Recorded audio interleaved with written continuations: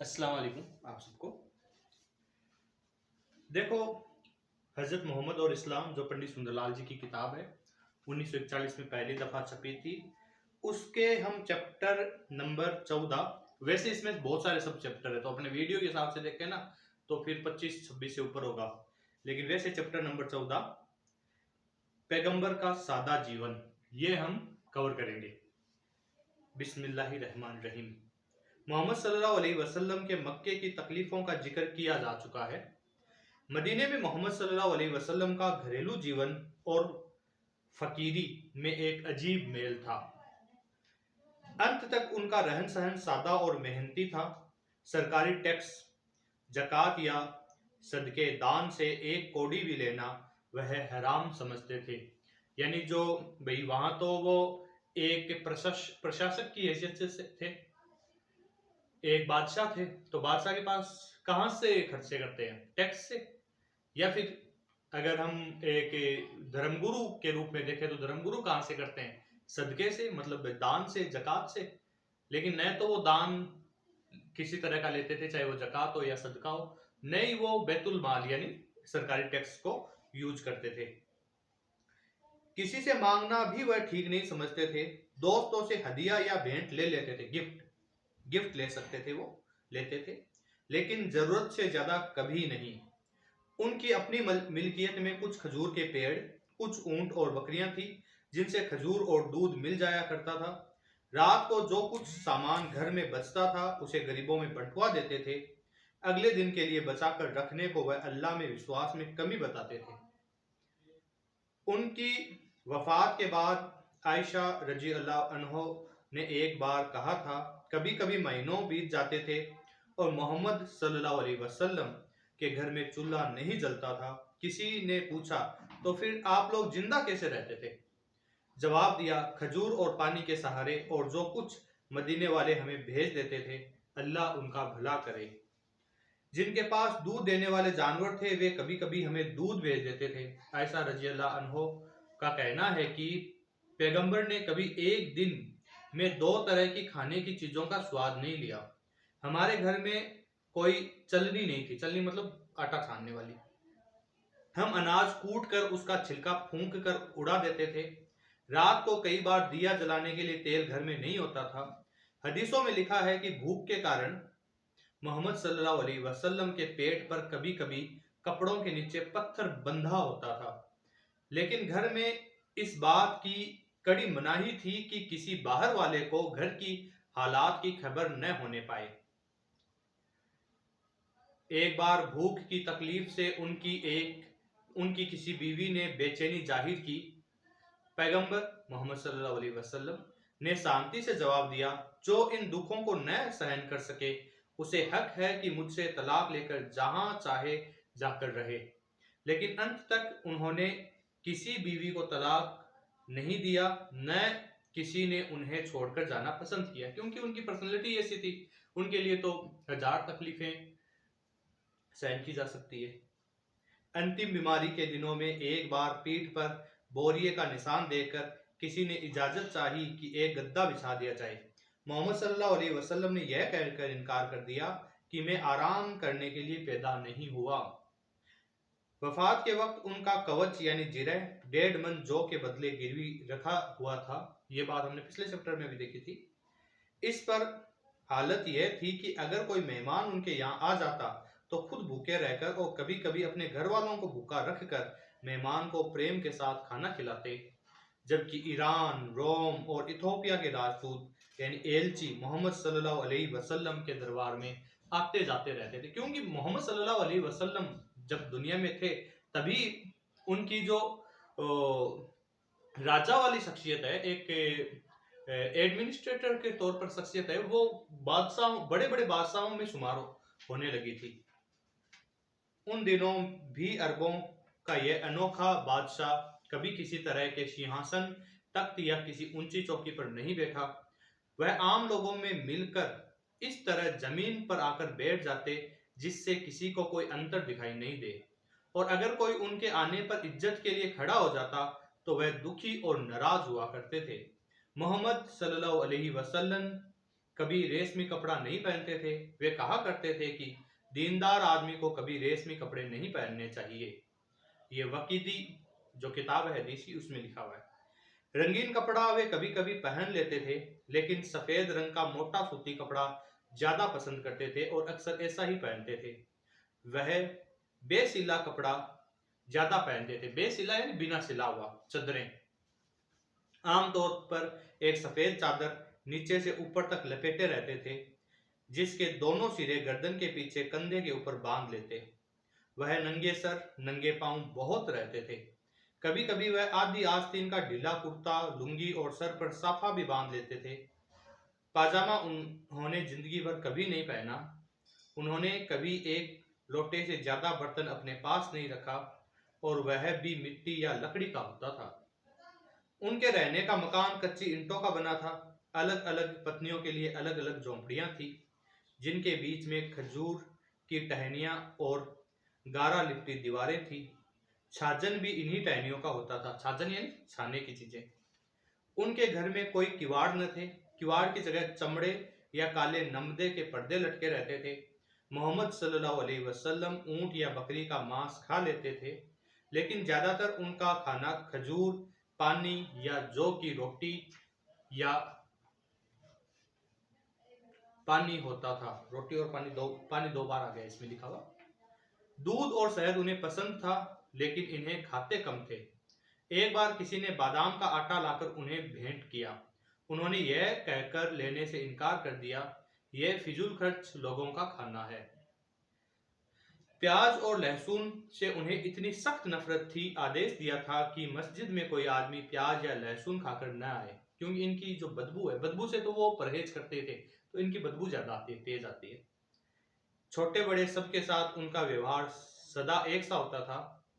बच्चों से उन्हें खास मोहब्बत थी। रास्ता चलते चलते रुककर बच्चों के साथ गली में खेलने लगना उनके लिए रोजमर्रा की बात थी। बीमारों को देखने जाना, मुसलमान या गैर मुस्लिम किसी का भी जनाजा जा रहा हो यानी अर्थी जा रही हो, उठकर कुछ दूर उनके साथ जाना, और कोई छोटे से छोटा भी गुलाम या अगर आदमी दावत दे तो उसकी दावत खुशी से मानना उनके स्वभाव की खास बातें थी। मोहम्मद सल्लल्लाहु अलैहि वसल्लम की एक खास आदत थी कि छोटे से छोटे आदमियों के साथ बड़ी मोहब्बत और इज्जत का व्यवहार करना, झुक कर चलना, सब पर दया करना, किसी के कहे या किसी के किए का बुरा न मानना, अपने ऊपर काबू रखना, दिल बड़ा हाथ खुला रखना, ये मोहम्मद सल्लल्लाहु अलैहि वसल्लम के स्वभाव की बातें थी, जो हर वक्त चमकती रहती थी और जिनकी वजह से आसपास के सब लोग उनसे मोहब्बत करते थे, प्रेम करते थे। गुलामी का रिवाज उन दिनों अरब और दुनिया में ज्यादा देशों में मौजूद था। मोहम्मद सल्लल्लाहु अलैहि वसल्लम की बाबत लिखा गया है कि उन्हें जिंदगी में जितने गुलाम मिले, उन्होंने उन सबको आजाद कर दिया। कुरान में बार बार गुलामों को आजाद करने या कराने दोनों को एक बहुत बड़ा सवाब यानी पुण्य का काम माना गया है, बताया गया है, और मोहम्मद सल्लल्लाहु अलैहि वसल्लम इसमें लोगों को खूब मदद देते रहते थे और हिम्मत दिलाते रहते थे। वह अक्सर सोच में डूबे और उदास दिखाई देते। कभी कभी एक प्रेम भरी मुस्कुराहट उनके चेहरे पर नजर आती। वे इतना तेज चलते कि दूसरों को भागकर उनके साथ आना पड़ता, उनका साथ देना पड़ता। ये चीज हमें गांधी जी में भी देखने को मिलती है। अपने उपदेशों में वे कहते कि मैं तुम्हारी तरह का एक आदमी हूं। इस पर बार बार जोर दिया करते और अपने गुनाहों की माफी के लिए ईश्वर से प्रार्थनाएं करते। कुरान में इन दोनों बातों का कई बार जिक्र आता है। कुरान में लिखा है कि कहो कि अगर मैं यानी मोहम्मद सल्लल्लाहु अलैहि वसल्लम गलती करूं तो मेरे लिए, और अगर मैं ठीक रास्ते पर चलूं तो उस हिदायत की वजह से जो ईश्वर ने मुझे दी है। सचमुच वह सब कुछ सुनने वाला और नजदीक है। मतलब गलती करता हूं तो ये गलती मेरी है, जबकि सही रास्ते पे चलता हूं तो वो हिदायत उस रब की है। मशहूर अंग्रेज दार्शनिक कार्लाइल मोहम्मद सल्लल्लाहु अलैहि वसल्लम के बारे में लिखते हैं, वह प्रकृति यानी कुदरत की बड़ी गोद से निकला हुआ जिंदगी का एक जबरदस्त दहकता हुआ अंगारा था, जो दुनिया के बनाने वाले के आदेश से दुनिया को रोशन करने और जगाने के लिए आया था। वह शुरू से खामोश लेकिन महान था। वह उन लोगों में से था जो धुन के पक्के और लगन के सच्चे हुए बिना रह नहीं सकते। इस तरह के आदमियों को खुद प्रकृति यानी कुदरत शुरू से सच्चा बनाती है। दूसरे लोग रस्मों रिवाजों सुनी सुनाई बातों पर चलते रहते हैं, इन्हीं से उनकी तसल्ली हो जाती है। लेकिन इस तरह के आदमी की आत्मा रस्म रिवाज के पर्दे के पीछे न छिप सकती थी। उसने यानी उन्होंने मोहम्मद सल्लल्लाहु अलैहि वसल्लम ने अपनी पूरी आत्मा के साथ चीजों की असलियत को जानने की कोशिश की। कार्लाइल का एक सेंटेंस चल रहा है अभी। उसने इस जिंदगी के जबरदस्त रहस्य यानी राज को, उसके डरावने पहलुओं को और उसकी चमक दमक दोनों को पूरी तरह जानने की कोशिश की। कोई सुनी सुनाई बात उनकी आत्मा, उनके अस्तित्व यानी हस्ती को दबा नहीं सकती थी। इस तरह की सच्ची लगन वाले आदमी में ईश्वर का कुछ खास अंश यानी अंसर होता है। इस तरह के आदमी के मुंह से निकले हुए शब्द सीधे प्रकृति यानी कुदरत के दिल से निकले हुए कुदरत की ही आवाज होती है। लोग उसे इस तरह सुनते हैं और सुनेंगे जिस तरह किसी दूसरे की बात नहीं सुन सकते। उनके शब्दों के सामने और सब सिर्फ हवा है। शुरू से ही हजारों तरह के विचार यात्राओं में इस आदमी के दिलों में जो पैदा होते रहे, मैं क्या हूं, यह अथाह चीज जिससे लोग दुनिया कहते हैं, जिसमें मैं रहता हूं क्या है, जिंदगी क्या चीज है, मौत क्या चीज है, मैं क्या मानूं, मैं क्या करूं। हीरा पहाड़ और सनाई पर्वत की सूनी चट्टानों ने या सुने रेगिस्तानों ने इसका कोई जवाब नहीं दिया। उस बड़े आसमान ने जो सिर के ऊपर खामोश फैला हुआ था और जिसके नीलेपन पर सितारे जगमगा रहे थे, कोई जवाब नहीं दिया। कहीं से कोई जवाब नहीं मिला। अंत में उनकी आत्मा को और परमेश्वर की जो आवाज या इल्हाम उनकी आत्मा के अंदर काम कर रहा था, उसे जवाब देना पड़ा। यहाँ कार्लाइल का सेंटेंस समाप्त होता है। मोहम्मद सल्लल्लाहु अलैहि वसल्लम की सिफारिशों और कामयाबों का बयान करते हुए एक दूसरा विद्वान लिखता है। यहाँ सेंटेंस शुरू होता है, जो बुराइयां मोहम्मद सल्लल्लाहु अलैहि वसल्लम के जमाने में अरब में सबसे ज्यादा फैली हुई थी, उसे कुरान में जोरों के साथ बुरा कहा गया और जिस पर सख्त मनाही है, वह है शराब पीना, बदचलनी करना, एक साथ जितनी चाहे बीवियां रखना, लड़कियों को मार डालना, जुआ खेलना, सूद खाना और उसके बहाने दूसरों को लूटना, सूद यानी ब्याज, और जादू टोने में अंधविश्वास। मोहम्मद सल्लल्लाहु अलैहि वसल्लम की कोशिशों से इन बुरे रिवाजों में से कुछ बिल्कुल मिट गए और बाकी कम हो गए। यहाँ शब्द मोहम्मद ही लिखा हुआ है, मैं बोल रहा हूं मोहम्मद सल्लल्लाहु अलैहि वसल्लम। जिसमें अरबों के चाल चलन में बहुत बड़ा सुधार हुआ और बहुत तरक्की हुई। यह मोहम्मद सल्लल्लाहु अलैहि वसल्लम के जोश और उनके असर दोनों का जबरदस्त सबूत है। लड़कियों की हत्या और शराब खोरी का बिल्कुल बंद हो जाना मोहम्मद सल्लल्लाहु अलैहि वसल्लम के काम की जबरदस्त जीत है। यहाँ इस विद्वान का सेंटेंस खत्म होता है। दूसरा विद्वान कहता है, एक विद्वान ने लिखा है, यहाँ से शुरू होता है कि मोहम्मद सल्लल्लाहु अलैहि वसल्लम ने अपनी कौम पर बहुत बड़ा एहसान किया। वह एक ऐसे मुल्क में पैदा हुए जहां न कोई ढंग की हुकूमत थी, न कोई ऐसा मजहब जिसे अकल मान ले और न किसी तरह का सदाचार या नेक चलनी। इन तीनों का वहां पता भी नहीं था। मोहम्मद सल्लल्लाहु अलैहि वसल्लम ने इन तीनों को कायम किया। अपनी गैर मामूली सूझ के केवल एक ही वार में उन्होंने अपने देश वालों की हुकूमत, उनके धर्म, उनके चलन तीनों को एक साथ सुधार दिया। बहुत से अलग अलग बिखरे हुए कबीलों की जगह उन्होंने एक मिली हुई कौम छोड़ी। बहुत से देवी देवताओं और खुदाओं में अंधे विश्वास की जगह उन्होंने सबके मालिक, सब कुछ कर सकने वाले एक ऐसे दयालु परमात्मा में विश्वास पैदा कर दिया जिसे अकल समझ सकती थी।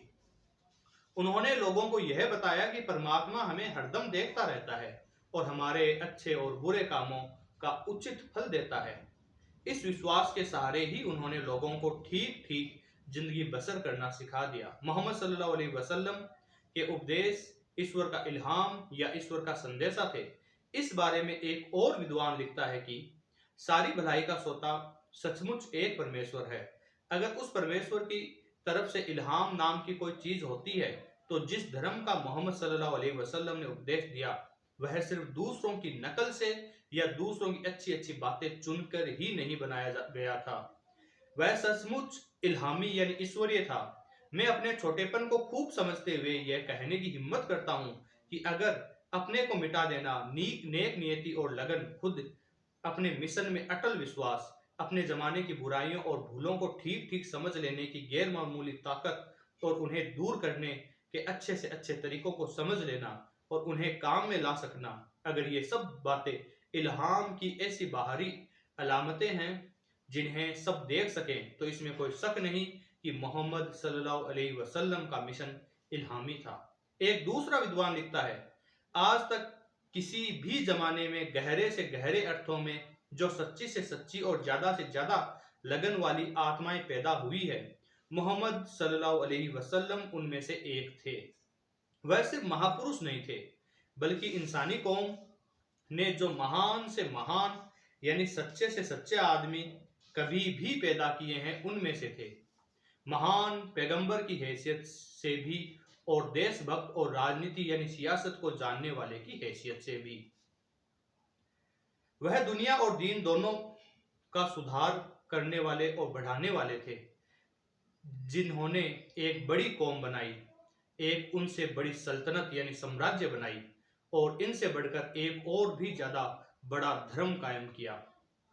वह वह आदमी था, वह आदमी थे कि आइंदा जब कभी किसी जमाने के दुनिया के लोग जो आजकल मजहब के नाम पर तरह तरह के और अलग अलग गिरोह बनाए बैठे हैं, इन गिरोहबंदियों से बाहर निकलकर एक ज्यादा व्यापक, आलमगीर और ज्यादा समझ में आने वाले मानव धर्म मजहब इंसानियत को मानना शुरू करेंगे, उस वक्त वह मोहम्मद सल्लल्लाहु अलैहि वसल्लम भी आज से कहीं ज्यादा इज्जत के साथ याद किए जाएंगे। सचमुच मोहम्मद सल्लल्लाहु अलैहि वसल्लम बड़े से बड़े आदमी से भी बहुत बड़े थे। अंत में एक और विद्वान लिखता है, मोहम्मद सल्लल्लाहु अलैहि वसल्लम एक साथ तीन चीजों को कायम करने की खुशकिस्मती उन्हें मिली, एक कौम, एक राज्य, एक धर्म। इतिहास में कहीं इस तरह की कोई दूसरी मिसाल नहीं मिलती। मोहम्मद सल्लल्लाहु अलैहि वसल्लम के वफात के 100 वर्ष बाद अरब का साम्राज्य जितना फैला हुआ था, रोम का मशहूर साम्राज्य अपने अच्छे से अच्छे दिनों में भी कभी उतना बड़ा नहीं हुआ, न उतनी दूर तक फैला। यहाँ ये चैप्टर पूरा होता है। शुक्रिया पंडित सुंदरलाल जी को, जिन्होंने अलग अलग विद्वानों की अलग अलग जो मेंटेलिटी है, जो अलग अलग विचारधाराएं हैं, वो सारी इसमें समाहित की और एकदम सरल भाषा में। शुक्रिया आप सबका जिन्होंने इतना सुना। जुड़े रहिए सीरत रसूलुल्लाह से सल्लल्लाहु अलैहि वसल्लम, जानते रहिए, अपनी जिंदगी को एक बड़ा मिशन दीजिए। शुक्रिया।